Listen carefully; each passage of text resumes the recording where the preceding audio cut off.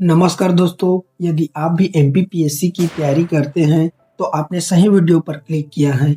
इस वीडियो में एमपीपीएससी की शुरुआत से लेकर आखिरी सफलता तक की सारी जानकारी दी जाएगी। अगर आप भी कलेक्टर, डीएसपी अफसर बन के समाज में पावर, सैलरी, सम्मान चाहते हो तो ये वीडियो जो है आपके लिए बहुत जरूरी होने वाली है। आज मैं आपको बताऊंगा एमपीपीएससी क्या है, इसका परीक्षा कैसे होता है, आप कैसे अफसर बन सकते हैं। तो इस वीडियो को पूरा देखिएगा, अंत तक आपको एमपीपीएससी का रोड मैप मिल जाएगा। सबसे पहले हम बात करते हैं शैक्षणिक योग्यता और आयु सीमा के बारे में। एमपीपीएससी में आवेदन करने वाले सभी अभ्यर्थियों की आयु जो है 21 से 40 वर्ष के बीच में होनी चाहिए और शैक्षणिक योग्यता जो है किसी भी विषय में ग्रेजुएशन पास होना चाहिए। कुछ ऐसे वर्दीधारी पोस्ट होते हैं जिनमें 33 वर्ष मांगते हैं और आप फाइनल ईयर में भी हैं कॉलेज के, तब भी आप आवेदन कर सकते हैं। यानी कि 12वीं के बाद जो है ग्रेजुएशन करते ही इस परीक्षा की तैयारी शुरू कर सकते हैं। इसकी आयु की जो गणना है प्रत्येक 1 जनवरी से की जाती है। ये रहा योग्यता और आयु सीमा के बारे में। अब हम बात करते हैं आगे। अब आता है पहला स्टेज, प्रारंभिक परीक्षा यानी कि प्रीलिम्स। इसमें 2 पेपर होते हैं। पेपर 1 जो है जनरल स्टडी का होता है और पेपर 2 जो है सामान्य योग्यता का होता है। दोनों पेपर में 100 सवाल होते हैं और हर पेपर जो है 200 नंबर का होता है और समय जो है दोनों पेपर में 2-2 घंटे मिलता है। ध्यान रखने वाली बात यह है कि पेपर 2 जो है सिर्फ क्वालिफाई होता है, असली चयन जो है पेपर 1 के आधार पर होता है। प्रीलिम्स के एग्जाम को पास करने के बाद ही आप मेंस के एग्जाम के लिए पात्र होंगे। तो आपको ये बात भी ध्यान रखनी है कि पेपर 2 को क्वालिफाई करना जरूरी है, तभी आप आगे मेंस एग्जाम के लिए क्वालिफाई होंगे। यदि आप भी एमपीपीएससी के प्रारंभिक परीक्षा की तैयारी कर रहे हैं तो इन मुख्य विषय के बारे में आपसे पूछे जाते हैं, जैसे कि भारत का इतिहास, भारतीय राष्ट्रीय आंदोलन, भारतीय संविधान एवं राजनीति, भारत एवं मध्य प्रदेश का भूगोल, भारतीय अर्थव्यवस्था, सामान्य विज्ञान एवं प्रौद्योगिकी, पर्यावरण एवं पारिस्थितिकी, मध्य प्रदेश का सामान्य ज्ञान, मध्य प्रदेश की जनजातीय विरासत, लोक संस्कृति एवं लोक साहित्य। इन मुख्य विषयों के बारे में आपसे प्रारंभिक परीक्षा में पूछा जाता है। इसमें जो है एमपीपीएससी में खासकर मध्य प्रदेश पर ही फोकस रखा जाता है। तो आपको मेंस के एग्जाम में जाने के लिए आपको प्रारंभिक परीक्षा जो है उसे क्वालिफाई करना बेहद जरूरी है। प्रारंभिक परीक्षा पास करने के बाद आती है मेंस परीक्षा यानी कि मुख्य परीक्षा। इसमें कुल 6 पेपर होते हैं, जिसमें से 4 जो है जनरल स्टडी के पेपर होते हैं और 2 जो है हिंदी के होते हैं। इसमें 6 के 6 पेपर जो हैं लिखित में होते हैं, किसी प्रकार के ऑब्जेक्टिव प्रश्न नहीं होते हैं। जैसे कि यहाँ पेपर 1 जो है जनरल स्टडी का पहला भाग है, इसमें 300 नंबर होते हैं और 3 घंटे का समय दिया जाता है। पेपर 2 जो है जनरल स्टडी का दूसरा भाग है, इसमें भी 300 नंबर होते हैं और 3 घंटे का समय इसमें भी दिया जाता है। ठीक इसी प्रकार पेपर 3 जो है जनरल स्टडी का तीसरा भाग होता है, इसमें 300 नंबर होते हैं और 3 घंटे का समय होता है। पेपर 4 जो है जनरल स्टडी का चौथा भाग है, जिसमें 200 नंबर होते हैं और 3 घंटे का समय दिया जाता है। ठीक उसी प्रकार पेपर 5वां जो है हिंदी भाषा का होता है, इसमें 200 नंबर दिया जाता है और 3 घंटे का समय होता है। पेपर 6वां जो है हिंदी निबंध होता है, इसमें 100 नंबर रहता है और 2 घंटे का समय दिया जाता है। आगे हम बात करेंगे इन 6 पेपर के मुख्य टॉपिक के बारे में कि किस किस टॉपिक से क्वेश्चन आते हैं और किसके बारे में पूछा जाता है। कुल इसमें 1400 नंबर होते हैं और फाइनल मेरिट जो है यही से तय होते हैं, आपको कितना नंबर मिलता है उसके हिसाब से। अब हम जानेंगे मुख्य परीक्षा के एग्जाम पैटर्न के बारे में। इसमें कुल 6 पेपर होते हैं।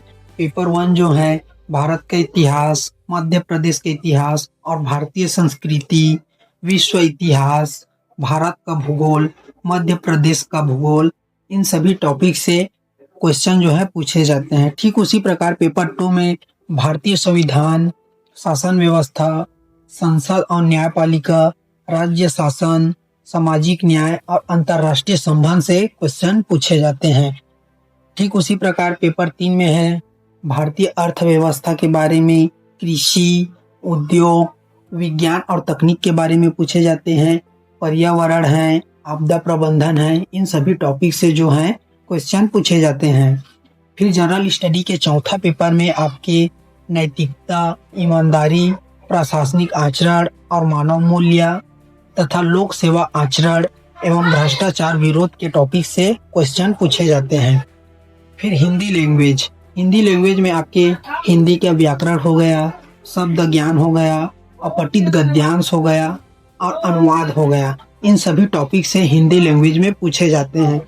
अपठित गद्यांश वे होते हैं जिसे आप पहले से पढ़े नहीं होते हैं।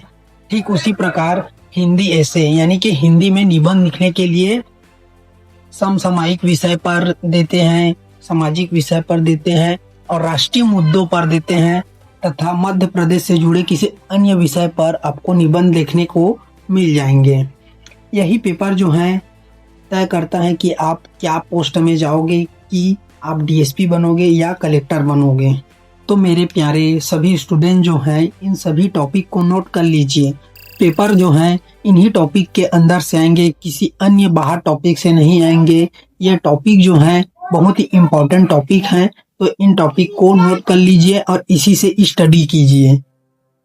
जो अभ्यर्थी प्रारंभिक परीक्षा और मुख्य परीक्षा पास कर लेते हैं उनका इंटरव्यू होता है, यानी कि पर्सनालिटी टेस्ट होता है। इसमें टोटल जो है 175 नंबर होता है। इसमें उम्मीदवार की सोच, बोलने की क्षमता, आत्मविश्वास और सामान्य ज्ञान देखा जाता है। एमपीपीएससी में कुल 1575 अंक होते हैं जिसमें से मेरिट बनता है। इंटरव्यू के दौरान जो इंटरव्यू लेते हैं वो लोग देखते हैं कि वे कैसे हैं, उनके पहनावा कैसा है, उनकी बोलचाल की भाषा कैसे है, किस तरह से बात करते हैं दूसरों से, इन सभी को इंटरव्यू में देखा जाता है। फाइनल मेरिट जो है यही से तय होती है कि आप किस पोस्ट पर जाएंगे, किस पोस्ट के लिए आपको सिलेक्ट किए जाएंगे। फाइनल मेरिट जो है 1575 नंबर हैं, उसमें से आपका फाइनल मेरिट बनता है। आसान भाषा में समझे तो एमपीपीएससी में कुल 8 पेपर होते हैं जिसमें से 2 प्रीलिम्स के होते हैं और 6 पेपर जो हैं मेंस के होते हैं और लास्ट में एक इंटरव्यू होता है। तो इस तरह से प्रारंभिक परीक्षा और मुख्य परीक्षा को पास करने के बाद आपका इंटरव्यू यानी कि पर्सनालिटी टेस्ट होता है। जितने अभ्यर्थी एमपीपीएससी की सारी स्टेज को क्लियर करके यहाँ तक पहुँचते हैं, फिर उन सभी का एक मनचाहा पोस्ट मिलता है तो उन्हें बहुत ही खुशी होती है। कुछ ऐसे अभ्यर्थी होते हैं जिन्हें वर्दी वाली पोस्ट पसंद रहते हैं, तो कुछ ऐसे अभ्यर्थी होते हैं जिन्हें बिना वर्दी वाली पोस्ट पसंद होते हैं। तो हमने आपकी जानकारी के लिए वर्दी वाली पोस्ट को अलग कर दिया है और बिना वर्दी वाली पोस्ट को अलग कर दिया है। जैसे कि वर्दी वाली पोस्ट की बात करें तो डिप्टी सुपरिटेंडेंट ऑफ पुलिस यानी कि DSP, SDOP, assistant commandant, district commandant यानी जिसे हम लोग होमगार्ड बोलते हैं, axis sub inspector, jail superintendent, इन पदों में पुलिस सेवा, सुरक्षा सेवा आदि शामिल होती हैं। इसमें वर्दी पहनने को मिलती है। तो ये रही वर्दी वाली पोस्ट। अब हम बात करते हैं बिना वर्दी वाली पोस्ट, जैसे कि डिप्टी कलेक्टर हो गया, सब डिविजनल ऑफिसर यानी SDO, tehsildar, block development officer, deputy director, revenue officer, land record officer. ये बहुत से ऐसे जॉब हैं जिनमें आपको वर्दी पहनने की ज़रूरत नहीं होती है। इन पदों में प्रशासनिक और ऑफिस वर्क होते हैं, जैसे कि योजना, राजस्व और विकास से जुड़ी, शिक्षा से जुड़ा काम होता है। इसमें वर्दी पहनने की कोई आवश्यकता नहीं होती है। तो ये जो है एमपीपीएससी की सारी पोस्ट हैं। तो आपको अपने योग्यता के अनुसार, आपके मेरिट के अनुसार पोस्ट मिलती हैं। तो आपका जो भी मनचाहा पोस्ट है उसको कमेंट बॉक्स में एक बार कमेंट करके जरूर बताइएगा। ऐसे अभ्यर्थी होते हैं जिनके मन में ये सवाल रहता है कि एमपीपीएससी की तैयारी क्यों करें, इससे क्या होगा। तो इन अभ्यर्थियों के जो भी मन में सवाल है उस सभी सवाल को मैं इस वीडियो में क्लियर करने वाला हूँ। जैसे कि समाज में सम्मान। एमपीपीएससी से चयन होने पर आप डिप्टी कलेक्टर, डीएसपी, तहसीलदार, बीडीओ जैसे पदों पर काम करते हैं। इन पदों को समाज में बहुत इज्जत और मान सम्मान मिलती है। दूसरी बात, मजबूत सरकारी नौकरी। एमपीपीएससी की नौकरी पूरी तरह से स्थायी और परमानेंट होती है। ना नौकरी जाने का डर रहता है और ना ही वेतन रुकने का डर रहता है, और इसमें जीवन भर की सुरक्षा रहती है। और इसी तरह शानदार सैलरी और सुविधाएं मिलती हैं। जैसे एमपीपीएससी के अधिकारी को 56,000 से लेकर 1.5 लाख तक का वेतन मिलता है। साथ में घर, गाड़ी और भत्ता जैसे पेंशन और अन्य मेडिकल सुविधाएं उपलब्ध होती हैं। इसमें अपने प्रदेश की सेवा करने का अवसर प्रदान होता है। जैसे एमपीपीएससी से चयन होने पर आप मध्य प्रदेश की जनता की सीधी तरीका से सेवा कर सकते हैं, गरीबों की मदद कर सकते हैं, विकास कार्य और कानून व्यवस्था के लिए आप सीधी तरीका से कार्य कर सकते हैं। अब बात करते हैं पावर और जिम्मेदारी। एमपीपीएस के अफसर या अधिकारी को निर्णय लेने की पूरी ताकत मिलती है। जैसे जमीन, कानून, विकास और प्रशासन से जुड़े कई बहुत से ऐसे बड़े फैसले हैं जिसके लिए एमपीपीएससी के अफसर को निर्णय लेने के लिए ताकत मिलती है। और हम बात करते हैं भविष्य सुरक्षित। निजी नौकरी में आज हैं तो कल नहीं रहेंगे, लेकिन एमपीपीएससी की नौकरी ऐसी है जिसमें पूरा जीवन सुरक्षित रहता है और उसमें अपने परिवार को बहुत ही गर्व महसूस होता है कि मेरा बेटा जो है आज बड़े पोस्ट पर काम कर रहे हैं और दूसरे की मदद कर रहे हैं। एमपीपीएससी की अधिकारियों की एक अलग नाम और पहचान होती है। जैसे एमपीपीएससी अधिकारी बनने के बाद लोग आपको आपके पद से पहचानते हैं, जैसे कलेक्टर साहब, डीएसपी साहब। और एमपीपीएससी में प्रमोशन का अवसर बहुत ही ज्यादा रहता है। समय के साथ साथ तहसीलदार, तहसीलदार से एसडीएम, एसडीएम से कलेक्टर, डीएसपी, एसपी और डीआईजी जैसे ऊंचे पद मिल जाते हैं। परिवार का गर्व रहता है। जैसे एमपीपीएससी में चयन होने पर आपका पूरा परिवार जो है गर्व महसूस करता है। हम बात करते हैं आत्मसम्मान और आत्मविश्वास।